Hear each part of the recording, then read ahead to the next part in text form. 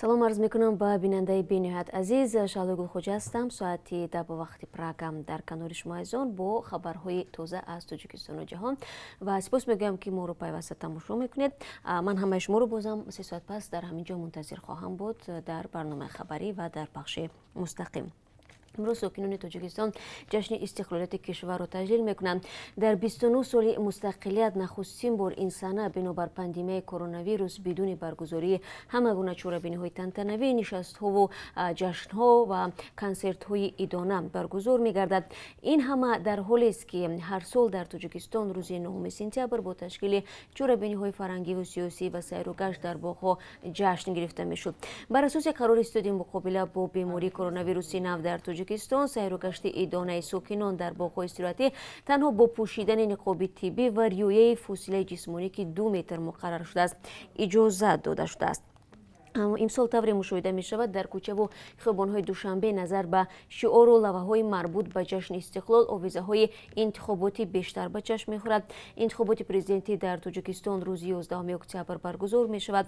از 7 حزب سیاسی تا حال 6 حزب نامزدهای خود را برای وارد شدن به معرکه انتخاباتی اعلام کردند، ولی حزب سوسیال دموکراتی تاجیکستان انتخابات را تحریم و اعلام کرد که در آن شرکت نخواهد کرد. حزب اگراری یا کشاورزی تاجیکستان میگوید که برای ثبت نام رسمی نامزدش به منصب پرزیدنتی الکی 260,000 امضا جمع آورده است. نمایندگان حزب‌های دیگر سیاسی هم گفتند که این شب و روز در منطقه به جمع آوری امضا مشغول میباشند. در همین حال فراموز ارگاشف یک حقوقشناس 30 ساله در شهر خاروخ اظهار داد که برای نامزدی مقام پرزیدنت تاجیکستان در انتخابات ماه اکتبر از روی خود پیشبری آماده می شود.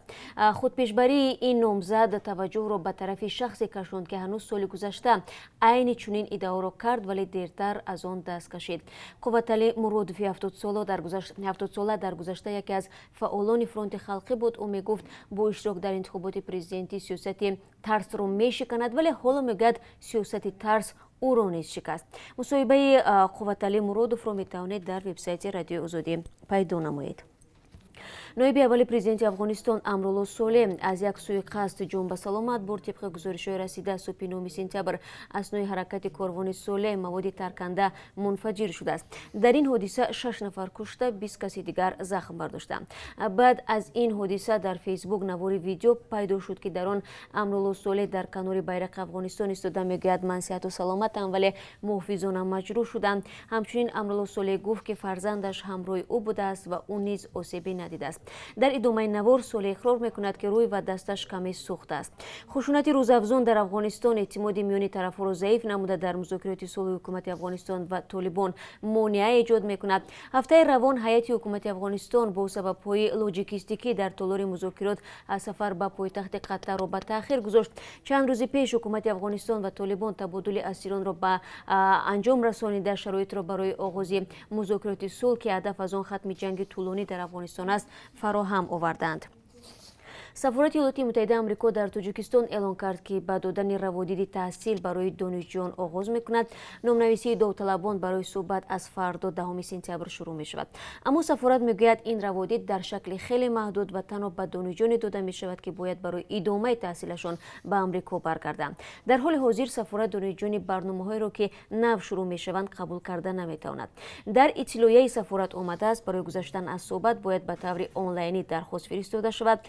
طلبانی که طریق خطی تصدیق به قیدگیری خود را نگرفتند نباید به نزد سفارت بروند. سفارت آمریکا میگوید روادید دانشجویان در آمد اول می‌ایستد و سفارت کوشش خواهد کرد که به داوطلبان برای گرفتن این نوع روادید کمک سری وقتی رساند.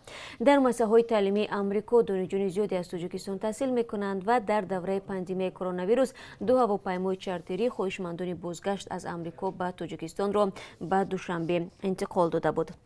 چون از پروازهای چارتری یادآور شدیم باید بازم به شما بینندگان عزیز بگم که وابسته به برقرار نمودن پروازهای دائمی میان تاجیکستان و روسیه و یا باز نمودن مرز بین دو کشور هنوز موافقه حاصل نشده است. додгоҳи ноҳияи исмоили сомонӣ шаҳри душанбе шаҳбоз раҷабзода сокини 29 солаи ноҳияи абдурахмони ҷомиро барои 14.5 сол зиндонӣ намуд. дар ин бора Далер Қурбонов, адвокати маҳкумшуда, ба Радиои Озодӣ иттилоъ дод. ӯ гуфт ҳукм дар нисбати зерҳимояаш ноодилона мебошад. шаҳбоз раҷабзодаро моҳи ноябри соли гузашта бо иттиҳоми сангине дар Душанбе боздошт карданд.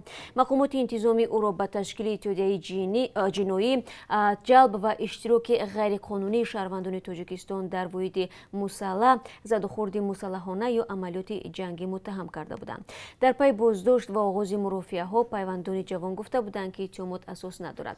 ба қавли онҳо шаҳбоз раҷабзодаро дар раёсати кофтукови ҷиноии вазорати умури дохилӣ шиканҷа карданд то гуноҳи нокардаашро ба гардан бигирад, аммо дар ин ниҳод ҳар гуна шиканҷаро дар нисбати шаҳбоз рад намуданд.